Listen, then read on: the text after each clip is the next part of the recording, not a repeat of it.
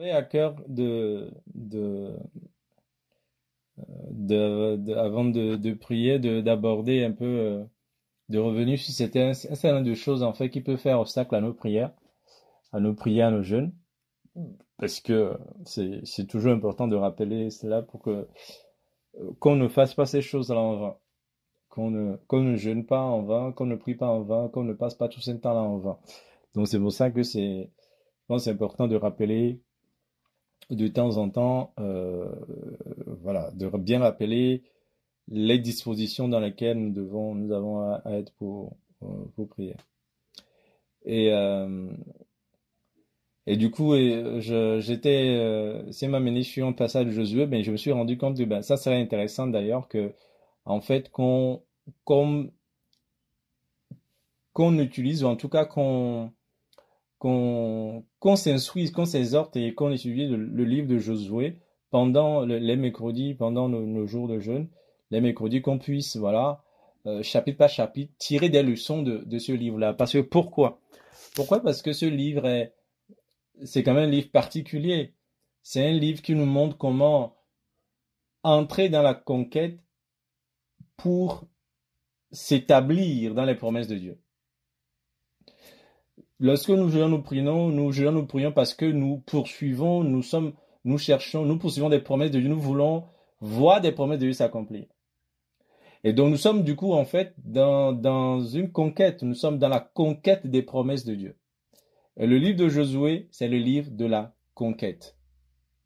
C'est l'histoire de la conquête de Canaan par le peuple. Donc comment Dieu a conduit le peuple dans cette conquête-là, quelles sont les erreurs que le peuple a commises, quelles sont les réprimandes que Dieu a données au peuple, quels sont les avertissements, etc., etc., quelles sont les directives, etc., etc., quelles sont ces révélations que Dieu a données au peuple durant cette conquête-là. Donc, je pense que ça va ça enrichira encore nos jours de jeûne parce que euh, la parole est ce qui redonne de la vie en fait à toute œuvre spirituelle quand nous faisons des choses avec Dieu. Lorsque la parole n'est pas renouvelée dans les choses que nous faisons, en fait, la chose qu'on fait devient religieuse. En fait, elle va plus avoir le même engouement. Mais quand il y a la parole de Dieu, quand il y a un rafraîchissement dans la connaissance de la volonté de Dieu, lorsqu'on marche avec lui, lorsqu'on fait des choses avec lui, eh bien, il y a aussi un renouvellement dans le zèle, il y a aussi un renouvellement dans l'engagement, il y a aussi un renouvellement dans voilà, dans l'action. Et donc, on regardera ce livre-là depuis le premier chapitre. Mais pour aujourd'hui, je vais lui déjà lire en fait. On va regarder quelques éléments en fait dans quelque chose qui m'a interpellé et sur les choses qui font obstacle à la prière. D'accord? L'idée c'est de se mettre dans les bonnes dispositions pour pouvoir prier, pour pouvoir chercher la face de Dieu ensemble, d'accord? Parce que ici, il est question de la recherche de Dieu de manière collective, hein. Le livre de Josué, c'est une conquête collective, d'accord? C'est une conquête collective, mais les choses qui s'appliquent à cette marche collective-là, ben, il y a beaucoup qui vont se retrouver aussi, en fait, dans la marche individuelle et personnelle, d'accord? Et je vais donc prendre le livre de Josué, chapitre 7. Donc, il y aura effectivement, on va lire ça, mais on va faire référence à d'autres passages dans les évangiles et dans les épîtres. Donc, Josué chapitre 7, au verset, euh, au premier verset. Je vais lire à partir du premier verset. Les enfants d'Israël commirent une infidélité au sujet des choses dévouées pas interdites. Akan, fils de Carmi, Akan, fils de Carmi, fils de Zabdi, fils de Zérak, de la tribu de Juda, prit des choses dévouées. Et la colère de l'Éternel s'enflamma contre les enfants d'Israël. Josué envoya de Jéricho des hommes vers Haï, qui est près de Beth-Aven, à l'orient de Béthel. Il leur dit, montez et explorez le pays. Et ces hommes montèrent et ils exploraient Haï. Ils revinrent auprès de Dieu et lui dirent, il est inutile de faire marcher tout le peuple. 2 ou 3 000 hommes suffiront pour battre Haï. Ne donne pas cette fatigue à tout le peuple, car ils sont en petit nombre. Alléluia. 3 000 hommes environ se mirent en marche, mais ils prirent la fuite devant les gens d'Aï. Les gens d'Aï leur tuaient environ 36 hommes, et ils poursuivirent depuis la porte jusqu'à Shebarim et les battirent à la descente. Le peuple fut consterné et perdit courage. Josué déchira ses vêtements et se prosternant jusqu'au soir, le visage contre terre, devant l'arche de l'Éternel, lui et les anciens d'Israël. Et ils couvrirent la tête de poussière. Josué dit, ah Seigneur éternel, pourquoi as-tu fait passer le Jourdain à ce peuple pour nous livrer entre les mains des Amoréens et nous faire périr?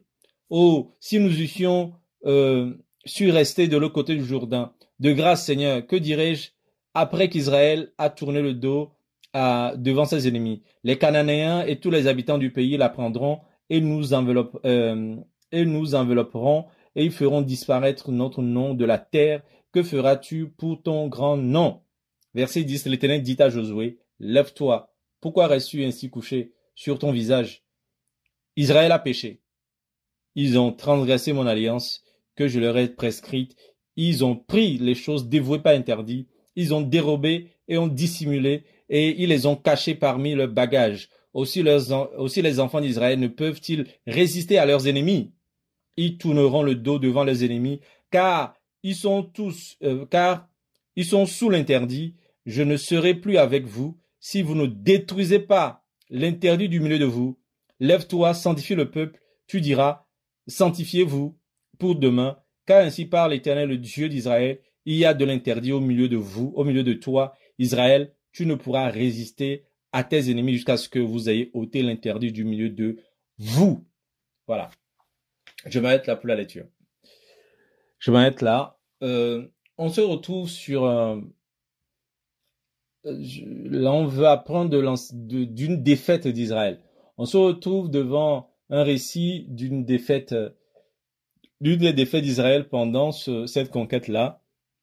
Et ce qui se passe, c'est que Israël vient de remporter une victoire, une grande victoire contre un grand adversaire qui est Jéricho. Et donc ils ont remporté cette victoire contre Jéricho. Et ensuite, vous voyez et c'est là ce qui se passe souvent quand on vient de vivre quelque chose avec Dieu, lorsque Dieu vient de se glorifier d'une manière. Vous voyez, il y a inconsciemment, et il faut qu'on veille parce que inconsciemment il y a une satisfaction personnelle, il y a un orgueil, il y a une prétention d'avoir atteint quelque chose qui se produit. Et cette prétention-là, en fait, du coup, va nous amener à minimiser les combats, à minimiser l'adversité, à minimiser l'ennemi, à minimiser, en fait, l'ennemi, voilà, qui nous oppresse et qui est là pour nous combattre. Et donc, après cette victoire, en fait, contre Jéricho, eh bien, le peuple va avoir devant lui, en fait, un petit peuple, qui est le peuple de Haï. C'est un peuple qui est beaucoup moins fort, moins puissant, moins nombreux que Jéricho. D'accord? Et du coup, le peuple va se dire, ben, écoute, ils vont demander à Josué, il est inutile de faire marcher tout le peuple. 2 ou 3 000 hommes suffiront pour battre Haï. Voilà, pas besoin d'envoyer tout ça. Ne donne pas cette fatigue à tout le peuple. Alléluia. Ne donne pas cette fatigue à tout le peuple. Vous voyez, on pense que c'est fatigant de mobiliser les gens juste pour ça. Mobiliser les gens pour prier juste pour ça. Mobiliser les gens pour jeûner juste pour ça. Mobiliser pour faire juste pour ça. Et c'est minimiser l'adversaire. Et quand ils ont minimisé l'adversaire, ils ont trouvé que c'était fatigant. Voilà, c'est pas la peine de mobiliser tout le monde, c'est pas la peine de fatiguer tout le monde. Et eh bien, ils ont cherché à aller juste avec très peu de personnes. Ils sont allés. Quand ils sont allés, ils ont été vaincus. D'accord? Ils ont été vaincus. Et quand ils ont été vaincus, quelle est l'attitude quelle est l'attitude donc de Josué? Eh bien, Josué s'est prosterné. La Bible dit Josué déchira ses vêtements et se prosterna jusqu'au soir le visage contre terre devant l'arche de l'Éternel, lui et les anciens d'Israël, et se couvrit de poussière. Donc Josué a reconnu la défaite. Et non seulement il a reconnu la défaite, mais il s'est mis dans la confusion, il s'est prosterné devant Dieu, il s'est humilié devant Dieu. D'accord? Il s'est humilié devant Dieu et il va commencer par accuser Dieu. Il va commencer par accuser Dieu, par dire pourquoi ceci, pourquoi cela, Seigneur, c'est pas toi qui avais dit ça, c'est pas toi qui avais dit ça. En fait, en gros, on peut ramener ça à toi, ta vie personnelle, c'est que Dieu te fait des promesses et tu vas, en fait, c'est comme si Dieu t'envoie, en fait, un casse-pipe. Peut-être même tu vois peut-être en songe qu'il y a telle chose que Dieu t'a donné et là tu vas frapper à la porte et en fait on te renvoie d'une manière, tu n'as pas, en fait, tu ne rentres pas dans les promesses. Tu te dis, waouh. En plus, tu subis une humiliation. Alors que Dieu t'a fait une promesse. Tu dis, mais Dieu est-il menteur? Comme Jérémie va dire, seras-tu devenu pour nous une source de trompeuse? Est-ce que Dieu est-il menteur? Est-ce que je me suis trompé? Est-ce que c'est pas Dieu qui m'a parlé? Est-ce que le songe là, c'est pas vrai? J'ai vu ça en songe, j'ai vu ça en vision, j'ai reçu ça dans la parole, j'étais convaincu que c'est Dieu qui me parlait. Et Dieu m'a parlé, je fais ce que Dieu m'a dit, là, je vais tout droit à la défaite. Je dis, mais Seigneur, qu'est-ce qui se passe? Et Josué s'est donc indigné, mais qu'est-ce qui se passe? C'est toi qui nous dis, tout lieu que foulera à plan de votre pied, je vous le donne. Et là, qu'est-ce qui se passe? Comment on peut perdre devant un tel petit peuple? D'accord? Avant de commencer par accuser Dieu, cherchons plutôt à ce que Dieu nous révèle, nous ouvre les yeux. Vous voyez ici, Josué, il y a quelque chose qui se passe dans le peuple qui conduit. Mais Josué n'était pas au courant de ce qui se passait. D'accord? Josué n'était pas au courant de ce qui se passait. Et donc c'est pour ça qu'il va commencer par accuser Dieu. Mais Dieu va lui révéler que regarde Josué. Et Dieu va lui dire même, c'est un peu comme si Dieu lui disait, écoute, toi, tu t'amuses en fait. C'est pas ce que tu fais, c'est pas ce que tu fais coucher là. Hein. Parce que tu es couché là, je t'entends parler, mais ton histoire tu racontes en fait, tu dois plutôt te mettre à genoux pour que je te parle. Parce que là, ton peuple là, il y a de l'interdit au milieu d'eux. Il y a des choses que tu ne sais pas. Il y a quelque chose d'interdit que tu ne sais pas qui est au milieu du peuple. Vous voyez? Donc déjà, en tant que, lorsque nous conduisons un peu, lorsque nous marchons, nous devons du coup être sensibles. Quand les choses ne vont pas comme il faut, plutôt tendre l'oreille pour écouter Dieu. Seigneur, pourquoi tu m'as promis telle chose et là je vois le contraire. Seigneur, parle-moi. Seigneur, explique-moi. Et Dieu va donc dire en fait va révéler donc à Josué qui avait de l'interdit au milieu d'eux. Et cette phrase qui est importante, cette phrase qui est précieuse, sur lequel je veux m'arrêter, qui nous importe, hein, c'est le verset 13. Il dit, lève-toi, sanctifie le peuple, tu diras sanctifiez-vous pour demain, car ainsi parle l'Éternel, le Dieu d'Israël. Il y a de l'interdit au milieu de toi, Israël. Tu ne pourras résister à tes ennemis jusqu'à ce que vous ayez ôté du milieu de vous, jusqu'à ce que vous ayez ôté l'interdit du milieu de vous. Alléluia. Vous ne pourrez résister à vos ennemis jusqu'à ce que vous ayez ôté l'interdit du milieu de vous.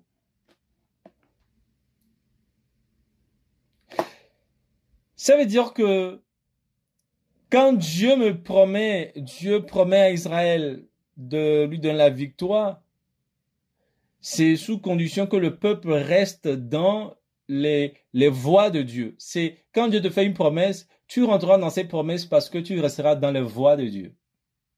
Quand tu sors des voies de Dieu, tu compromets l'entrée dans les promesses. Et du coup, tu ne peux pas résister à l'ennemi. Donc, à toi de savoir là où tu as des échecs, là où l'ennemi a la victoire sur toi aujourd'hui. Est-ce que c'est parce qu'il y a un interdit? Et est-ce que parce qu'il y a un interdit chez toi? Est-ce que c'est parce qu'il y a un interdit divin, un interdit de Dieu dans ta vie? Est-ce que c'est parce qu'il y a un interdit de Dieu dans ton couple? Est-ce que c'est parce qu'il y a un interdit de Dieu dans ta maison, dans ton foyer? Est-ce que c'est parce qu'il y a un interdit? Je dis, est-ce que c'est parce qu'il y a un interdit? Parce que ce n'est pas obligatoire, c'est pas forcément parce qu'il y a un interdit que on peut subir une telle défaite. Mais il faut déjà se poser la question, est-ce qu'il y a un interdit? Vous voyez? Donc, c'est quelque chose qui peut faire obstacle à nos prières. Et si nous voulons retrouver la victoire, si nous voulons reconquérir les choses que nous avons perdues, les batailles que nous avons perdues, eh bien, il va falloir que nous réglions au préalable cet interdit-là. Cet interdit-là peut être la haine contre quelqu'un, la rancœur contre quelqu'un. Cet interdit-là peut être une relation que Dieu m'interdit, qui n'est pas une mésalliance, j'ai envie de dire, une relation qui est fausse en fait. Donc je suis dans une relation adultère, je suis dans une relation voilà qui n'est pas de Dieu. Je suis dans une relation de mensonge, je bâtis sur du mensonge, etc., etc. En fait, Dieu va m'amener à des interdits, va m'ouvrir les yeux sur des interdits qui font que mes ennemis me résistent. D'accord? Et c'est quand je vais ôter ces interdits-là que je vais pouvoir, en fait, obtenir la victoire. Mais remarquez le réflexe de l'homme. La plupart des gens, vous allez dans les assemblées où les gens sont en train de prier contre les ennemis, vous verrez qu'ils veulent garder les interdits dans leur vie, mais il veut avoir la victoire sur l'ennemi. Donc enfin, on veut les deux choses. Je veux garder les interdits de Dieu dans ma vie. Je veux continuer à rester hors des voies de Dieu, mais je veux avoir la victoire sur mes ennemis. Parce que Dieu m'a promis la victoire. Parce que Dieu m'a promis la victoire. Parce que Dieu m'a promis la victoire. Alors, on réclame la promesse de Dieu. Dieu, tu as dit, au nom de Jésus, au nom de Jésus, au nom de Jésus, l'ennemi tombera. Au nom de Jésus. On veut obtenir la victoire. On poursuit l'ennemi. En fait, on est acharné à poursuivre l'ennemi, mais on veut garder l'interdit. C'est pour ça, en fait, qu'on combat en vain. Ce genre de combat-là, en fait, tu perds du temps, en fait. C'est une perte de temps. C'est une perte de temps. Et nous devons donc veiller. Veiller à savoir si nous sommes en train de perdre notre temps à jeûner ou à prier. D'accord? Si j'ai des interdits sur lesquels Dieu m'interpelle, sur lesquels les messages que nous apportons, nous parlons du Seigneur, nous proclamons la parole de Dieu. Quand les paroles de Dieu que nous annonçons, quand tu reçois dans ces paroles de Dieu, tu découvres dans ces paroles de Dieu, dans ces messages que nous partageons, des interdits de Dieu, tu sais que tu es dedans. Mais tu continues à jeûner, à prier, alors que tu ne veux pas sortir de ces interdits-là. Arrête, c'est une perte de temps. Ne jeûne pas, ne prie pas. Voilà.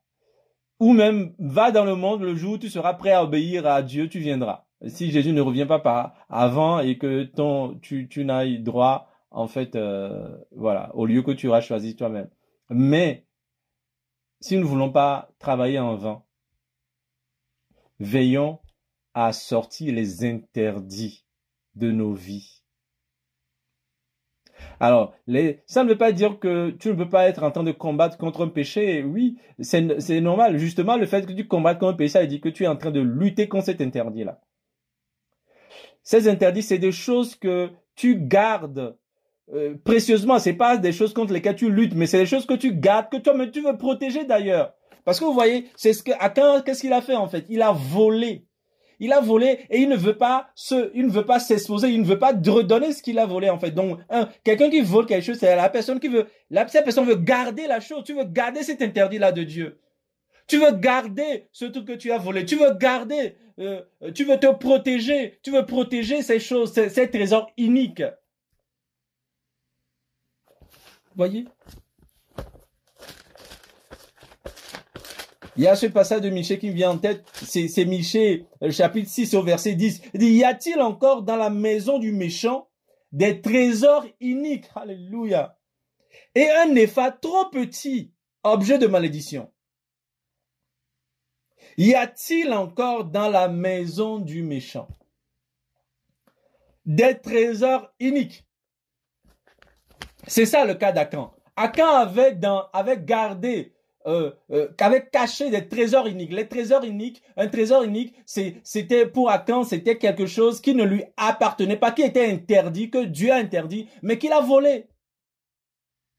C'est pour lui un trésor, mais c'est un trésor de péché, c'est un trésor d'iniquité, c'est un trésor d'injustice, c'est un trésor de désobéissance. Tu as dans ton lit, par exemple, la femme d'autrui. C'est pour toi un trésor, mais c'est un trésor d'iniquité.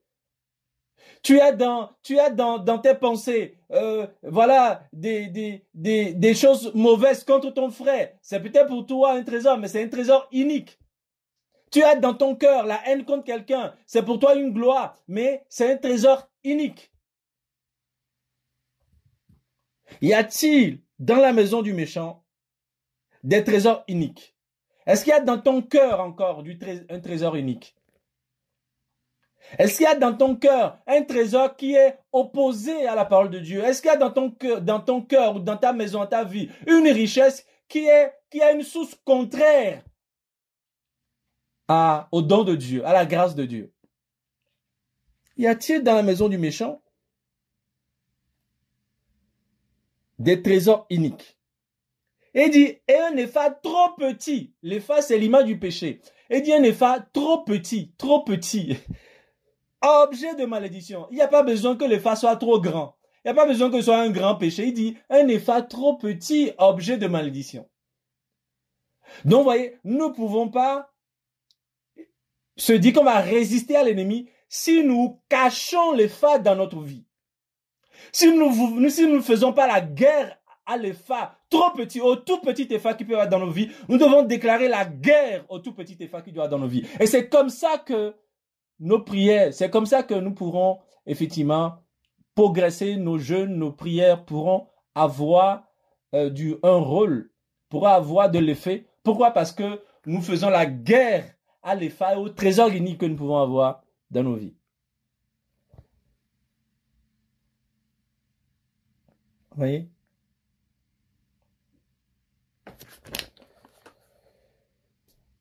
Donc nous devons, si nous voulons que nos prières soient efficaces, que nos jeûnes soient efficaces, que ce ne soient pas des jeûnes, des prières en vain, il faut que nous, lorsque nous écoutions, nous réalisons, nous discernions l'épha qui doit sortir, nous discernions en fait le trésor unique qui doit partir.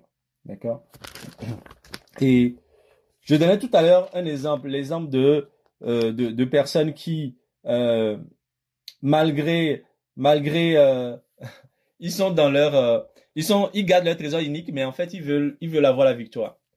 Nous allons regarder une histoire d'Israël. Nous allons regarder comment cette humiliation d'Israël, Israël qui s'est retrouvé aussi dans cette position-là, ils sont dans leur péché, ils sont dans leur désobéissance, ils sont sous le rejet de Dieu, mais en fait, voilà, il veut poursuivre l'ennemi. Il pense qu'il suffit de crier que Dieu est avec nous, Dieu est avec nous, Dieu est avec nous. Non, nous avons un Dieu puissant. Il suffit de crier comme ça pour avoir une victoire.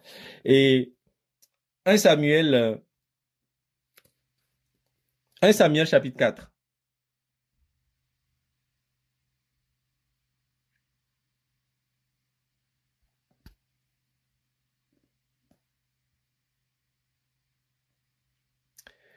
Un Samuel chapitre 4, je vais lire à partir du premier verset. La parole de Samuel s'adressait à tout Israël. Israël sortit à la rencontre des Philistins pour combattre. Ils campaient près d'Ebenezer et les Philistins étaient campés à Aphek. Les Philistins se rangeaient en bataille contre Israël et le combat s'engagea.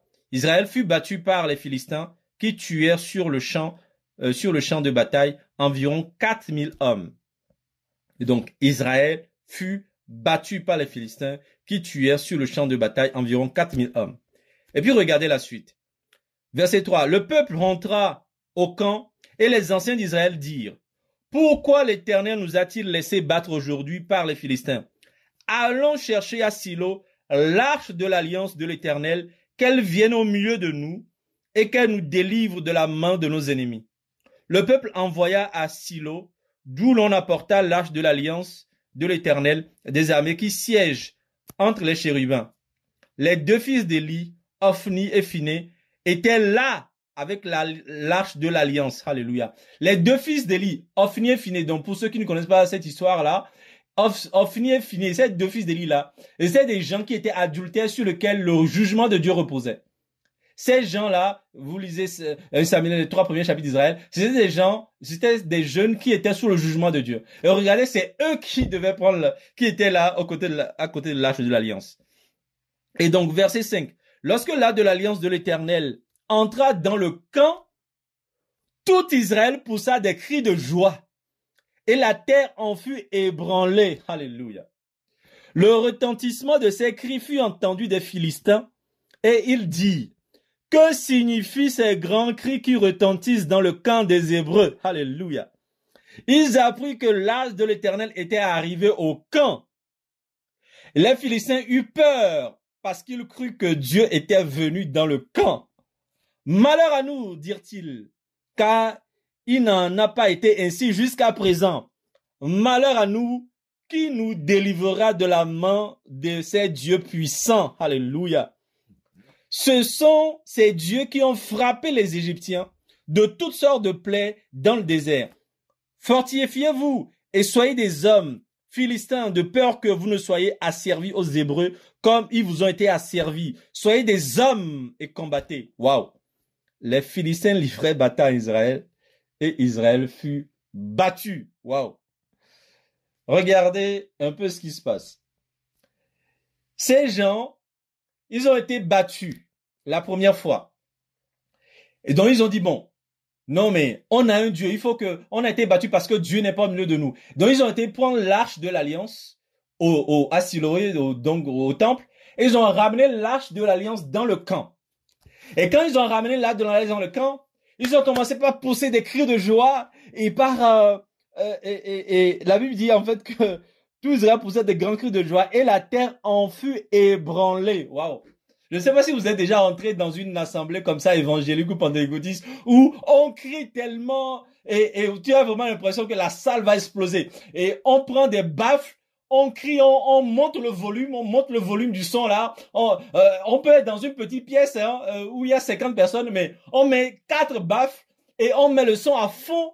On pense que c'est parce qu'on crie beaucoup que Dieu va beaucoup agir. Et parce qu'il y aura un grand son, et le volume sera élevé, et ça sera très fort que là, plus c'est fort, plus Dieu va agir. Et c'est ça la mentalité charnelle en réalité. Et on veut faire du bruit. Et pareil Israël, vous voyez qu'en fait tout ça là, c'est les mêmes esprits qui séduisent aujourd'hui, qui nous séduisent dans les assemblées en fait. Les mêmes esprits qui veulent nous amener dans des prières vaines, dans des foi vaines, dans des soi-disant confiance ou combats en vain. On pense qu'on remporte des victoires, mais en fait, on est défaite. Et donc, du coup, ils ont haussé le ton, ils ont haussé les volumes, ils ont mis les amplis, les baffles, etc. Ils ont commencé à pousser de grands cris. Et la Bible dit que la terre en fut ébranlée. Waouh! Alléluia! Mais, quand vous voyez des gens comme ça, effectivement, quand vous allez à la guerre, et que vous voyez votre ennemi tellement rempli d'assurance, crier comme ça et pousser des cris de joie, eh ben ça va vous intimider en fait. Effectivement, ça a intimidé les Philistins. La Bible dit au verset 6 que le retentissement de ces cris fut entendu des Philistins. Et ils dirent, que signifient ces grands cris qui retentissent dans le camp des Hébreux? Et ils apprirent que l'arche de l'Éternel était arrivée au camp. Les Philistins étaient arrivés au camp. Les Philistins eurent peur parce qu'ils crurent que Dieu était venu dans le camp. Alléluia. Donc effectivement, quand les Philistins ont vu ça, ils ont dit waouh, malheur à nous. Et là, leur Dieu est avec eux maintenant là. Regarde comment ils sont remplis d'assurance. Regarde comment là ils crient. C'est que là ils ont confiance à leur Dieu. Et peut-être que leur Dieu là a révélé quelque chose. Peut-être que leur Dieu là a montré une victoire. Et du coup l'ennemi tremble en fait. L'ennemi tremble. Mais quelque chose qui me choque et qui me fait toujours trembler devant ce test, c'est que regardez très bien. Ce n'est pas parce que l'ennemi tremble. C'est pas parce que l'ennemi soupçonne que Dieu est avec vous qui ne vous attaquera pas. Ce n'est pas parce que l'ennemi voit même que Dieu est avec vous qui ne vous attaquera pas.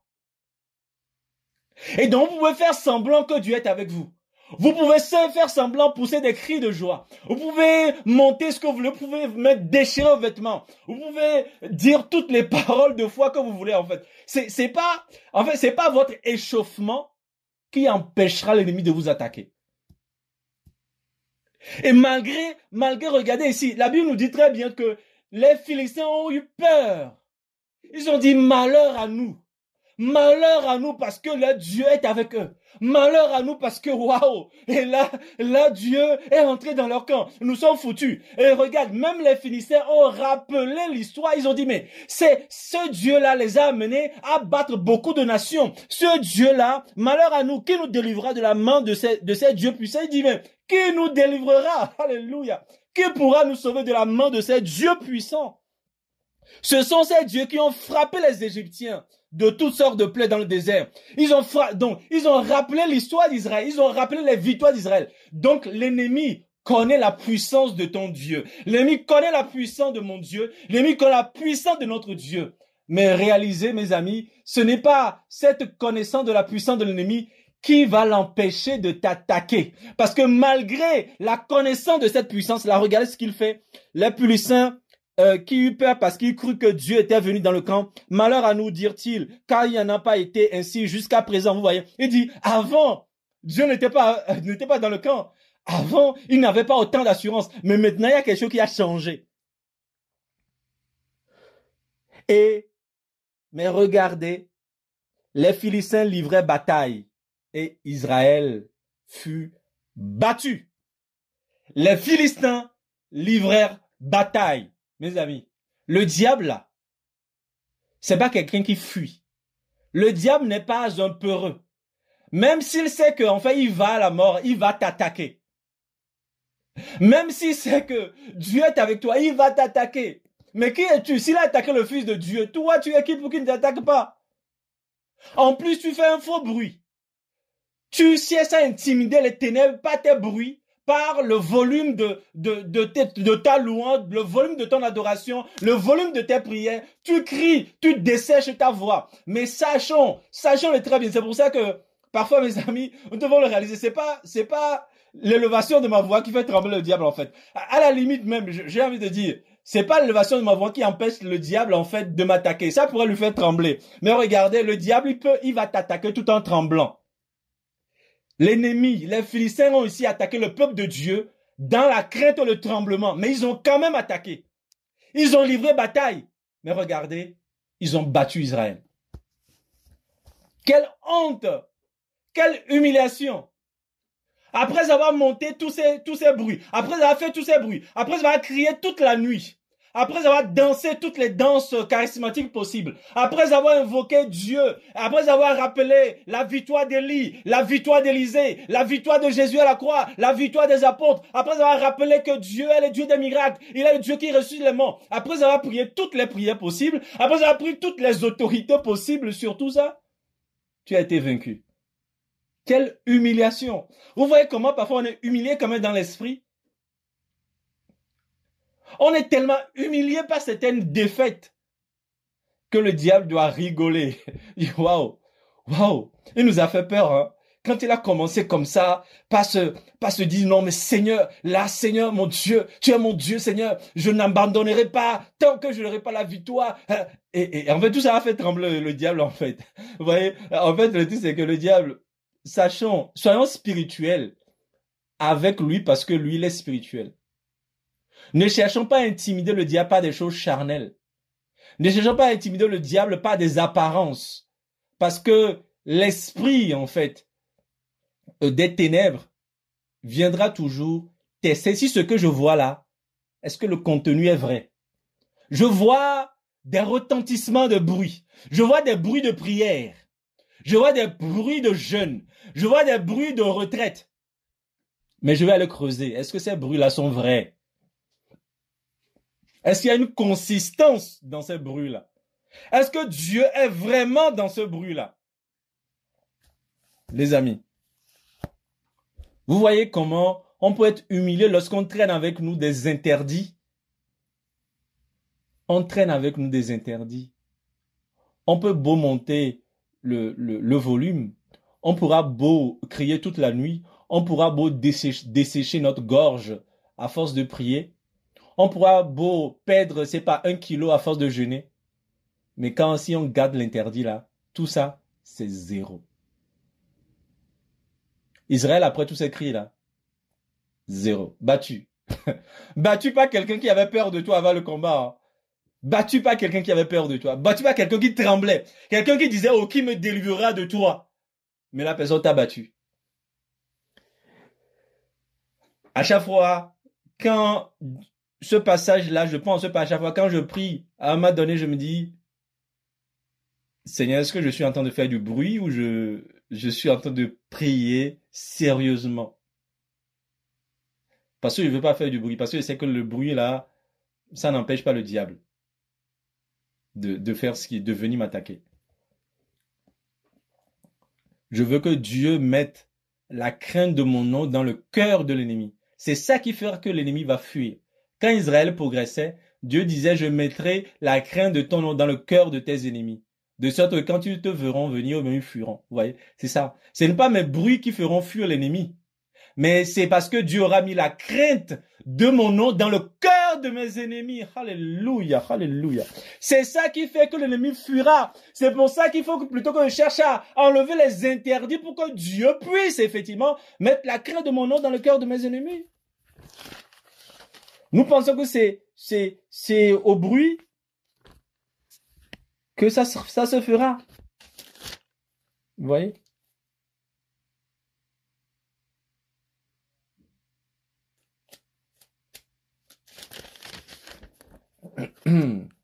Alléluia, alléluia. Donc, ça, c'est des choses qui peuvent faire obstacle à la prière. D'accord? Il nous reste peu de temps. On peut voir encore, il y a un élément aussi que je voulais apporter, mais peut-être on verra une prochaine fois. Mais de toute manière, c'est important, on va se rappeler au fur et à mesure des choses qui feront obstacle à nos prières. D'accord? Aujourd'hui, réalisons que l'interdit au milieu de nous. Si tu sais que tu as le jugement de Dieu sur toi, si Dieu te reproche quelque chose, la Bible dit si notre conscience ne nous condamne pas, nous avons de l'assurance auprès de lui, d'accord? Si ta conscience te condamne, si ta conscience t'interpelle sur un interdit dans ta vie, règle-le avant de chercher des prières, etc., des prières de jeûne. Règle-le avant de lever la voix, de crier. C'est des cris inutiles. D'accord? Et comme on l'a vu, Israël a crié. Il a tellement crié que l'ennemi a même tremblé devant ses cris. Mais les tremblements de l'ennemi ne l'ont pas empêché de quand même l'attaquer. Et ils ont attaqué Israël. Ils ont vaincu Israël. Donc veillons. Veillons. Notre puissance n'est pas dans le bruit. Notre puissance n'est pas dans les amplis. Notre puissance n'est pas dans les cris. Notre puissance, c'est dans le fait que nous n'avons pas d'interdit en nous. Vous voyez? C'est là. C'est ça qui fait la différence. Et donc, on va prier, mais si tu sais que en ce moment Dieu t'interpelle sur des interdits, prie dans ton cœur, fais la paix avec Dieu, et ensuite viens prier contre l'ennemi. Comme on l'a vu avec Haï, hein. Une fois que Israël a enlevé l'interdit du milieu de lui, Israël a reconquéri Haï, d'accord? Donc c'est simple, une fois que nous réglons ça, nous pouvons reconquérir en fait ce que nous avons perdu, d'accord? Donc que le Seigneur vraiment nous conduise à être dans les dispositions qu'il faut pour prier, pour chercher sa face au nom de Jésus.